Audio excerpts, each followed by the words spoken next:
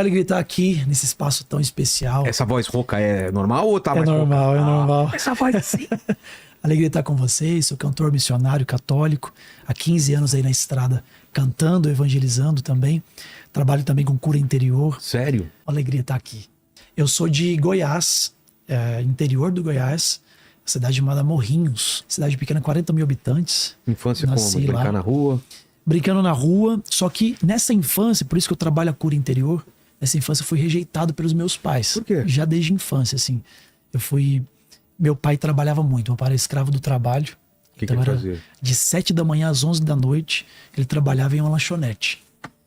Porque o pai dele também trabalhou muito, né? Ensinou eles a trabalharem desde cedo. Meu avô ele ficou doente muito cedo. E os filhos eles tiveram que ir para a roça trabalhar para ter o sustento de casa. Goiás, nessa época, o pessoal trabalhava muito na roça, né? Nas fazendas. Até hoje tem muito isso, mas nem tanto como era antigamente. E aí meu pai precisou trabalhar desde os 7 anos, cara. E quando ele tem a mim, ele chama minha mãe para morar com ele, porque minha mãe ficou grávida e eles não moravam juntos. E quando eu vou para morar com meu pai, quando eu faço 7 anos de idade, ele faz a mesma coisa comigo. Ele me traz pra lanchonete para trabalhar com ele. Sim. Aí Então, você viu a história se repetindo contigo. eu tinha pai, mas eu não tinha um pai presente. Sim. Era um pai que não estava em casa, que não dava carinho, não dava atenção, não dava amor, não dava colo. Porque aquela ânsia de ter que trabalhar, escravo do trabalho. Desde muito cedo eu vejo isso no meu pai. Inclusive meu pai faleceu há poucos anos agora. Faleceu muito cedo, com 62 anos, porque não cuidou da saúde, porque trabalhava demais. E eu queria brincar, cara, com 7 anos eu me lembro de ter ódio do meu pai. Porque meu pai era assim, a gente ia trabalhar e ele esquecia de almoçar. A gente tomava um café da manhã, depois ele esquecia, eu ficava com muita fome. E não podia pegar o lanche. Não? Não podia, porque tinha que vender o lanche. E aí eu pegava escondido. Às vezes eu pegava escondido, colocava um quibe assim no bolso. Eu ia pro banheiro e eu comia aquilo, às vezes, com ódio. E eu cheguei a desejar a morte do meu pai algumas vezes. Porque eu não queria estar ali. Eu queria estar brincando com os meus primos, 8 anos de idade, 7 anos, 9 anos. Eu queria estar na rua brincando com os primos, na minha avó. Mas aí esse ponto onde eu me sinto usado pelo meu pai. Eu me sinto escravo do meu pai, usado por ele. Minha mãe sofria, não podia fazer nada naquela situação para não tirar a autoridade do meu pai. Mas foi um momento de muito sofrimento. E quando eu vou pra rua, com 11, 12, 13 anos, aí eu começo a ficar rebelde, né? Aí ninguém mais mandava em mim, eu começo a não querer mais ir pra lanchonete, eu ia quando queria.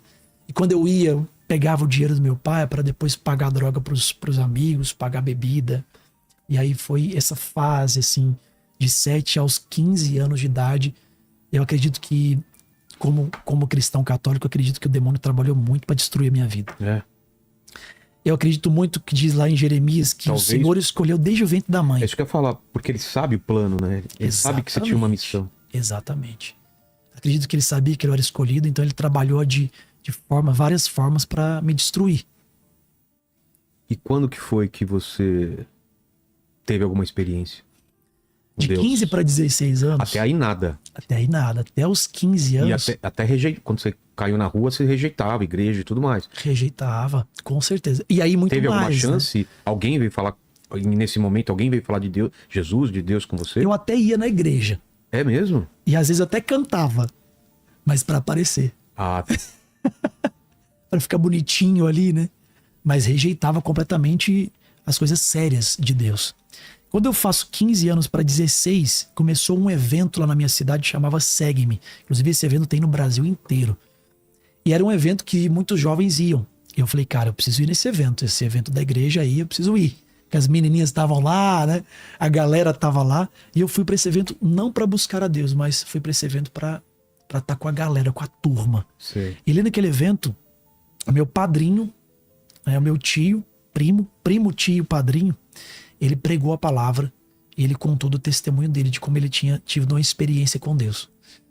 E ali, cara, eu tava no último banco da igreja, eu não queria nada das coisas de Deus, eu não tava lá para aquilo. Mas lá no último banco, algo me tocou de forma muito forte. Ele falando a palavra, ele pregando a palavra, aquilo veio no meu coração como uma flecha, né? Até na Bíblia fala uma coisa muito interessante sobre a Bíblia. A Bíblia fala sobre ela, né? Ela fala assim, a palavra é viva e eficaz, como uma espada de 2 gumes. ela entra furando e sai rasgando.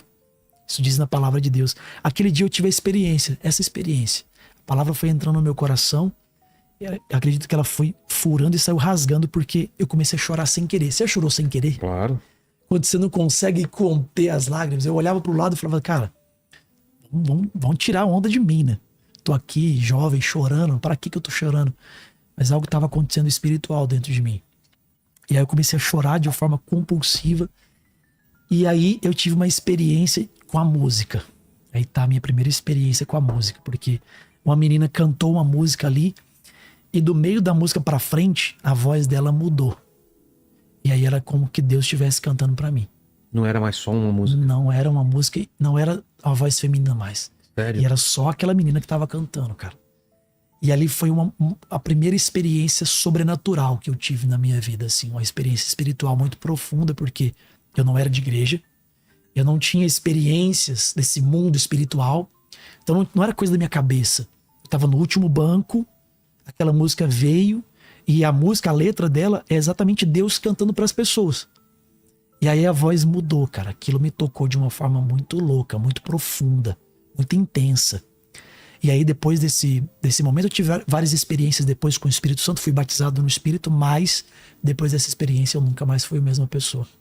De lá pra cá, como um milagre. No outro dia eu nunca mais, desde o outro dia até hoje, eu nunca mais usei drogas, nunca mais bebi como eu bebia, escravo. Você conseguiu assim? Cara, eu não consegui. É, claro. É uma das coisas que são milagres, assim. Eu acredito, você sabe a diferença entre milagre e processo? Não. Milagre é quando você tem água na mão e precisa de vinho. Processo é quando você tem uva e precisa de vinho. Entendi. A uva você vai lá pisar ela e ela vai ferventar e vai virar um vinho. Mas quando eu tenho água e eu preciso de vinho, eu preciso de um milagre. E ali eu acredito que Deus viu que eu não conseguiria passar pelo processo. Sozinho. Tem pessoas que precisam passar por esse processo. Às vezes fica a vida inteira passando por esse processo de libertação.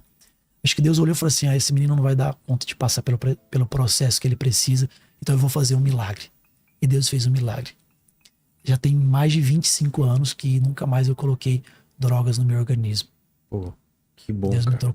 me tocou de uma forma profundamente. E eu já tinha tido uma experiência com Deus através do Espírito Santo. Eu já tinha uma ideia de Deus diferente de uma ideia de Deus Pai. Eu já senti Deus presente ali. Quando falaram que Deus era Pai, isso me deu uma crise muito grande. Eu tive que passar por um processo em que eu entendi que eu precisava perdoar. Eu me lembro que o perdão do meu pai foi alguns anos depois e foi uma história muito forte, assim. Eu estava chegando de um evento, de um encontro, e aí você já viu aquelas portas onde você vê a pessoa de dentro à noite, mas à noite ela não te vê de fora. Tá. Eu vi meu pai vindo e eu tinha terminado de participar de um encontro de cura interior. Você falou que precisa falar de cura interior. Sim. E isso é muito importante mesmo. Porque Você lembra onde foi? Em Morrinhos, na minha cidade natal. Mesmo? E Deus falava pra mim nesse encontro que eu precisava perdoar o meu pai. Você não participou da Renovação Carismática? Renovação Carismática Católica. Isso. Você participou já também da Renovação, também. né? Cubatão. Esses encontros foram na Renovação Carismática. E aí ali, nesse encontro, o Senhor falou no meu coração que precisava perdoar o meu pai ou eu não iria para a próxima fase espiritual que eu precisava. E aí eu chegando lá em casa, cara, tinha uma porta exatamente assim de vidro, onde eu via meu pai vindo. E quando meu pai foi vindo, começou a pulsar meu coração começou a queimar de uma forma inexplicável. E quando ele abriu a porta, foi um ímpeto assim. Eu voei no pescoço dele, dei um beijo no rosto dele e falei, pai, eu te amo. Putz, desmontou ele. Ele parou e falou assim, o que eu faço agora? O olho dele ficou cheio de lágrimas, nunca tinha acontecido isso, a gente não se abraçava. Nunca? A gente não se beijava. E eu dei um beijo nele, olhei nos olhos dele e falei, pai, eu te amo. Aí ele travou assim, ele falou, papai também te ama. Abaixou a cabeça e continuou. Eu tinha tido a experiência, não ele, né?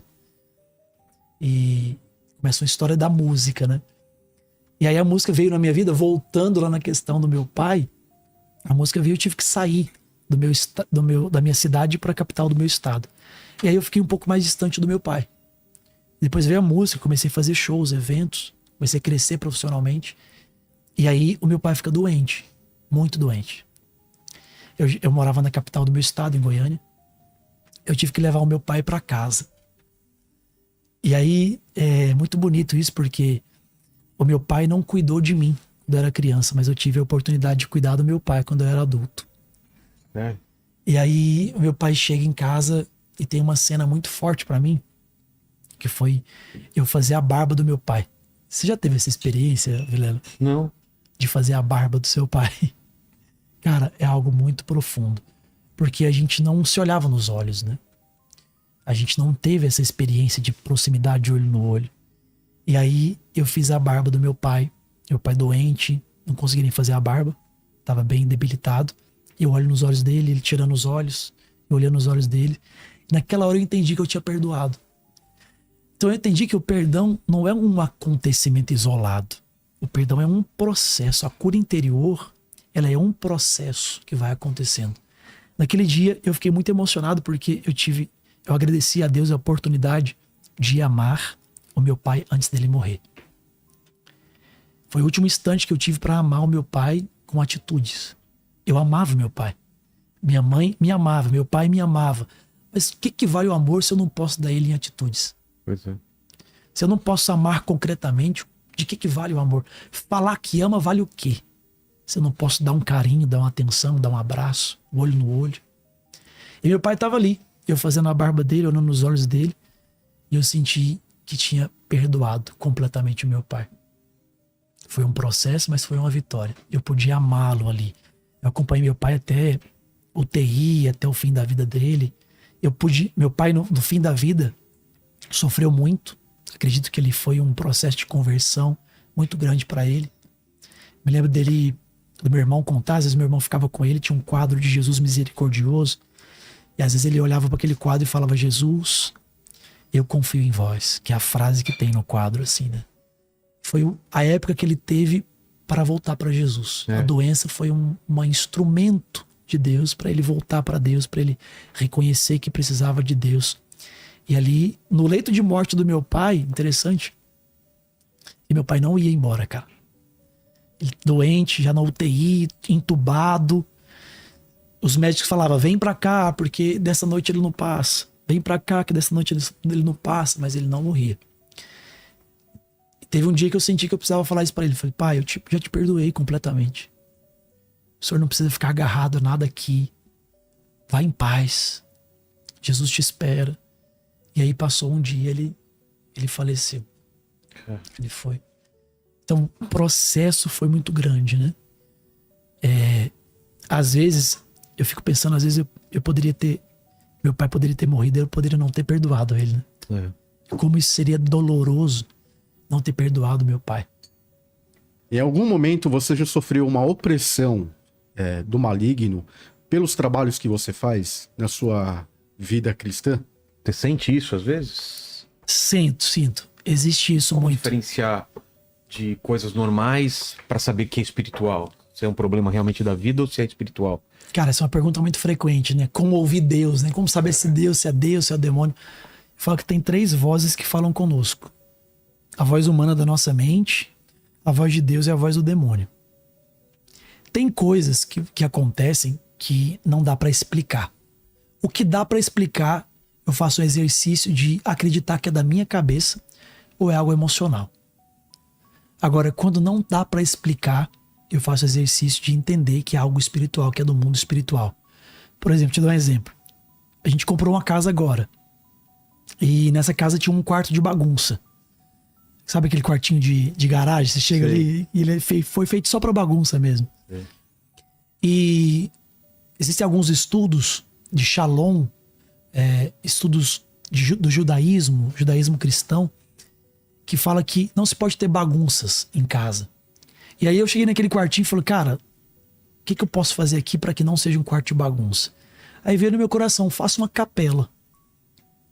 E daí eu chamei um cara, um amigo, ele tirou tudo, jogou aquela bagunça fora, muita coisa. Já viu que 90% das bagunças que eu tenho eu nunca vou usar? Eu vou guardando, cara. Tem roupa também que você guarda, que você usou uma vez. Ah, vou emagrecer, vou usar essa calça. Não vai. Você guarda uma coisa pensando assim: você nossa, emagreceu, a moda já mudou. Exatamente.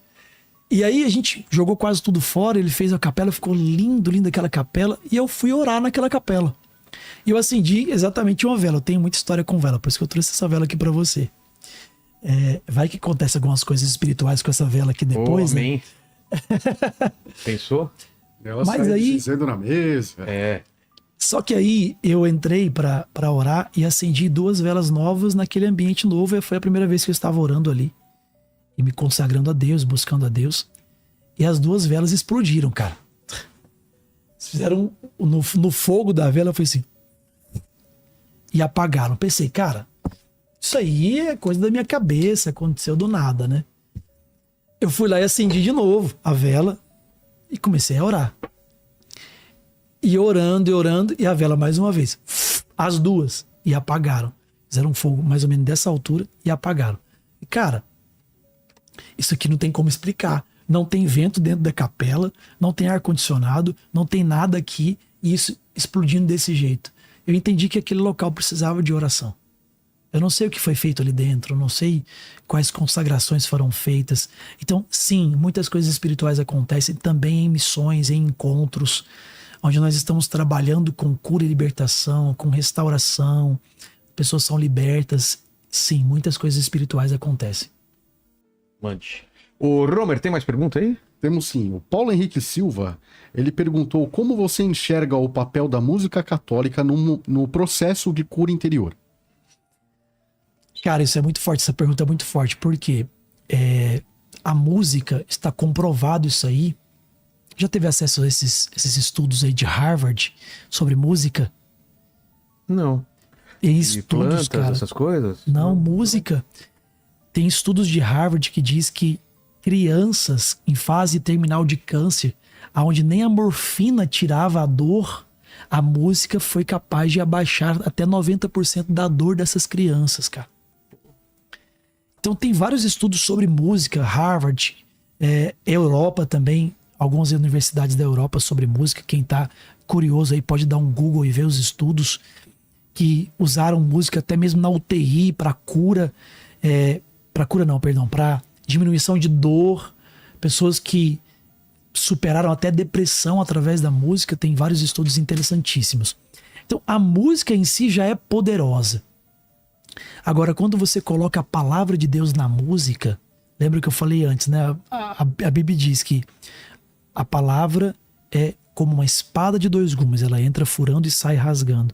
A palavra é viva e eficaz. Quando você coloca a palavra na música, que já é forte, que já é poderosa, ela vai curando as pessoas de dentro para fora.